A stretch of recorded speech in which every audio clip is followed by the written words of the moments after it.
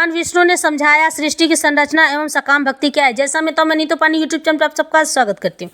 इस बात का उल्लेख ब्रह्म पुराण, ब्रह्मवैवर्त पुराण, विष्णु पुराण, गर्ग संहिता और अन्य सभी पुराणों में मिलता है। श्रीमद् भागवत में भी भगवान विष्णु से बड़े हैं महाविष्णु, महाविष्णु से भी ऊपर हैं विश्वरूप, जिनसे पूरी सृष्टि जन्म ले चुकी है। महाविष्णु ने अपने देह यानी शरीर से अनेकों विष्णु उत्पन्न किए हैं, जिनमें से क्षीरोदक साई विष्णु के नाभि कमल से ब्रह्मा की उत्पत्ति व मस्तक से शिव की उत्पत्ति हुई है। तब ब्रह्मा ने भगवान विष्णु को अपना पिता मान लिया और महाविष्णु ने भगवान शिव को संहारक क्षमता प्रबल होने के कारण विष्णु का पिता घोषित किया। इस तरह से भगवान शिव विष्णु के पिता व विष्णु जी ब्रह्मदेव के पिता ही कहलाए। उसके बाद उसी विश्वरूप से आदि शक्ति जगत जननी जगदम्बा की उत्पत्ति हुई है। जब आदि शक्ति प्रकट हुई तो उन्होंने अपने आप को 3 भागों में विभक्त कर लिया, जो कि शिव की शक्ति, विष्णु की लक्ष्मी एवं ब्रह्मदेव की सरस्वती कहलाई। आदि शक्ति ही महामाया बन गई, जो बैकुंठ के भगवान विष्णु के हृदय में विराजमान हो सृष्टि का संचालन करती है। देवी तारा बनकर शिव जी की माता भी कहलाती है।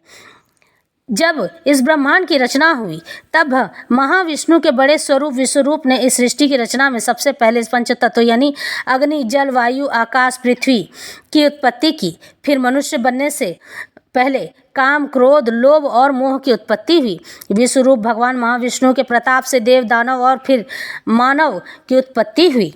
अब बात करते हैं सकाम भक्ति की। जो लोग ये सोचकर ईश्वर की आराधना करते हैं कि हम पूजा पाठ ज़्यादा करेंगे तो हमारे पाप कट जाएंगे, तो ऐसा नहीं है। ज़्यादा पूजा पाठ करने पर आपका परिवार अवांछित मुसीबतों से बच सकता है, पर इससे मुक्ति नहीं मिल सकती और ना ही मोक्ष मिल सकता है। मुक्ति का अर्थ संसार के माया से व आपके पाप कर्म से मुक्ति होता है और मोक्ष का अर्थ आत्मा का परमात्मा से विलीन हो जाना होता है, जन्म मृत्यु के बंधन से छूट जाना होता है। मोक्ष या पाप मुक्ति पाने के लिए मात्र एक ही सरल उपाय है।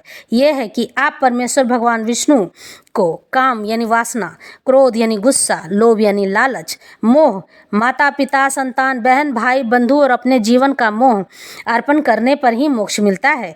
जो लोग ईश्वर की पूजा मन में मनोकामना के साथ करते हैं, मनोकामना पूरी तो हो जाती है, पर ईश्वर की प्राप्ति कभी नहीं होती है।